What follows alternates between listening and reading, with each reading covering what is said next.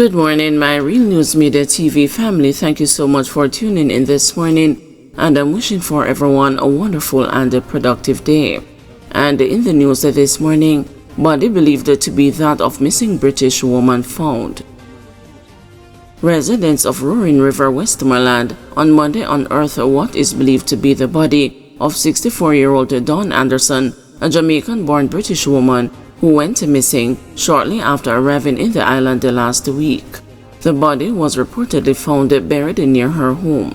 However, it was not removed by the police on Monday night. We didn't want to disturb any evidence, so we have left a team at the location until tomorrow morning, when the body will be exhumed, a member of the Westmoreland police team told the news. Anderson's disappearance reportedly followed a brief stay at a Montego Bay hotel with her 38-year-old husband, Angria Morrison. Morrison has also been reported as missing.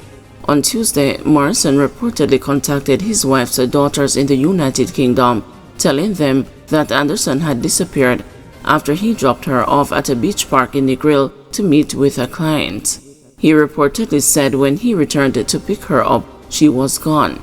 Anderson had made a name for herself by selling clothing on the beaches of Negril, frequently appearing on Morrison's TikTok page as she showcased her goods. Old Harbor Bay fisherman charged with murder. 22-year-old fisherman Romeo Dixon of Burkefield Meadow, Old Harbor Bay, St. Catherine, has been charged with the murder of another fisherman on November 19. He is also charged with wounding with intent, possession of a prohibited weapon, and unauthorized possession of ammunition. The Old Harbor Bay police say about 9:38 p.m., the victim, 47-year-old O'Neill Foga of Bay Bottom, Old Harbor Bay, and a woman were patrons at a birthday party when several loud explosions were heard. When the shooting subsided, Foga and the woman were seen with gunshot wounds. The police were summoned, and upon their arrival, both the victims were assisted to the hospital, where Foga was pronounced dead and the woman admitted. Further investigations led to Dixon's arrest. His court date is being finalized. Police High Command and Indicom probing cops' alleged involvement in fracas at a party. Police Commissioner Dr. Kevin Blake says an investigation has commenced in relation to reports that an off-duty policeman assaulted a man and a woman at a party on the weekend. Responding to questions from the news, Commissioner Blake said he learned about the incident today while at a meeting. Blake said in addition to the Jamaica Constabulary Force's internal investigation, the matter has since been handed over to Indicom. Popular TikToker TJ and his girlfriend Moya were allegedly assaulted by a policeman at a dancer and a social media influencer Dancing Rebels' birthday party held at the National Stadium parking lot in St. Andrew.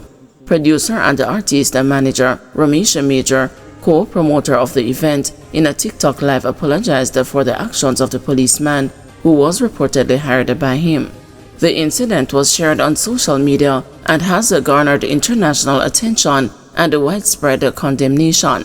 The Jamaica Constabulary Force High Command is aware of a video circulating on social media that shows an alleged incident involving off-duty personnel purported to be members of the JCF. A press release from the Police High Command said on Monday afternoon. Upon learning of the incident, the High Command immediately launched an internal investigation through its Inspectorate Professional Standards Oversight Bureau to determine the facts, including whether any policies were breached, the JCF said.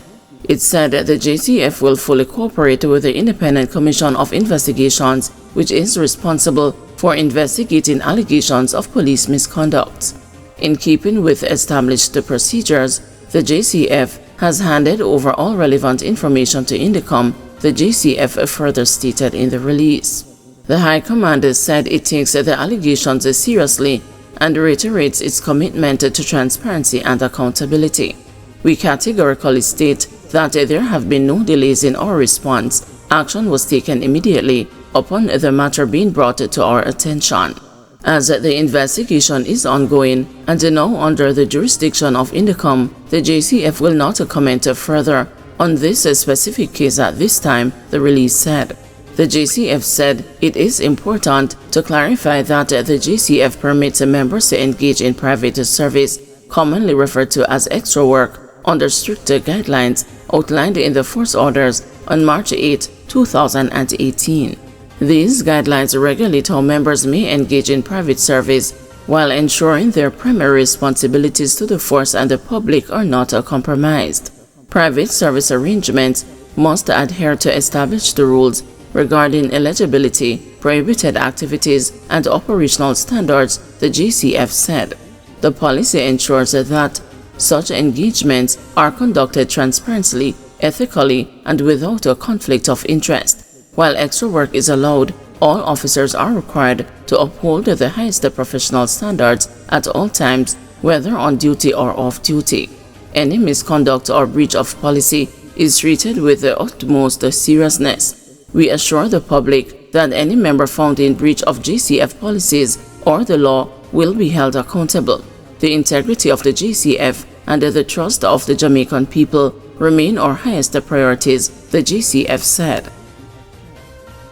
Woman shared a meal with 80-year-old Danielle Rowe before cutting child's throat. The woman convicted of abducting and killing 80-year-old Danielle Rowe in 2023 shared a meal with a child before cutting her throat and leaving her on the street to die. That gruesome detail was shared in court on Monday by attorney Pierre Rogers, who, in making a plea for leniency for the confessed killer, dental assistant Coyote Seychelles, argued that his client's action shows that she did not steal the child away with a premeditated intent of doing the child harm, but was in fact making a desperate cry for help. Rogers made the argument in his plea and mitigation address before Supreme Court Judge Justice Caroline Ty Powell in the Home Circuit Division of the Supreme Court in downtown Kingston. The attorney, while emphasizing that there was no justifiable reason for the murder of anyone, especially a child, said the act was triggered when Seychelles, who was in a stormy and unfortunate relationship with Danielle's father, was informed by him via a social media message which simply said, "If you know what's good for you, you're going to test yourself for HIV." In arguing that his client had taken the child as a desperate cry for help, Rogers said Seychelles was disturbed by the callous way in which that disclosure was made, amplified by the fact that she was pregnant. He said his client, because of the situation, had to contend with an aborted second semester pregnancy. Rogers said his client, having undergone all that she had, was of the view that it was a child for a child. Seychelles, by her own admission, snatched Rowe from Breton Primary and Infant School in Portmore, St. Catherine on June 8, 2023 and took her to a location in St. Andrew where she fed her a meal before slashing her throat. The mortally wounded child was found by a member of the Jamaica Defense Force on Roosevelt Avenue in St. Andrew. She succumbed to her injuries in hospital 2 days later on June 10. In September of this year, Seychelles pleaded guilty to the acts which caused the widespread horror and outrage. That's what it came down to, his child versus the loss of their child. She now knows that it was wrong. It did not start out as a premeditation, but towards the end, after several telephone calls to get attention from the person she thought were in a position to give her attention. When that failed, she descended into a state of frustration and bitterness, Rogers declared. The attorney told the court that efforts by his client, who repeatedly contacted the authorities to have her partner prosecuted for what she thought was a conscious decision on his part to move the virus around, were rebuffed. He said her state of mind was made worse by the fact that on the day Danielle was taken from the school, she had made numerous calls to the father, his parents, and even an official at his workplace to get their attention about her state, but was ignored.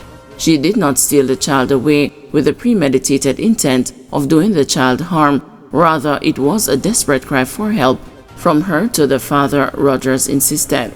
She said she was tired, frustrated, the attorney said, insisting that Seychelles intended no harm to the 80-year-old as she actually shared a meal with the child before.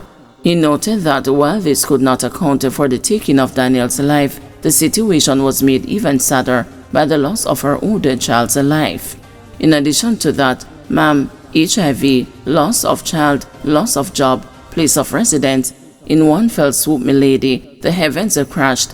It is perhaps for that reason the doctors and the psychiatrist were able to confirm that she suffered what is called an adjustment disorder, Rogers said.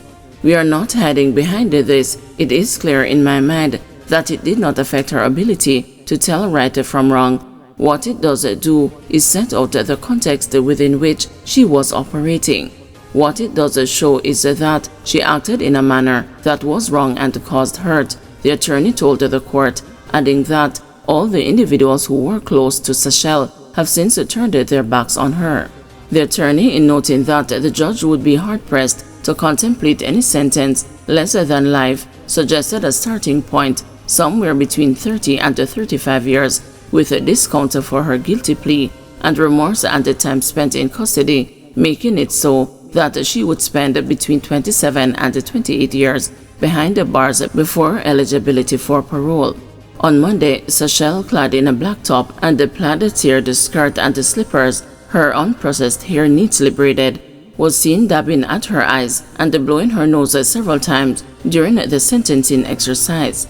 Supreme Court Judge Justice Caroline Ty Powell said she will hand down her decision on December 20. Guys, thanks for watching. Please join us this afternoon at 2 p.m. for another news update.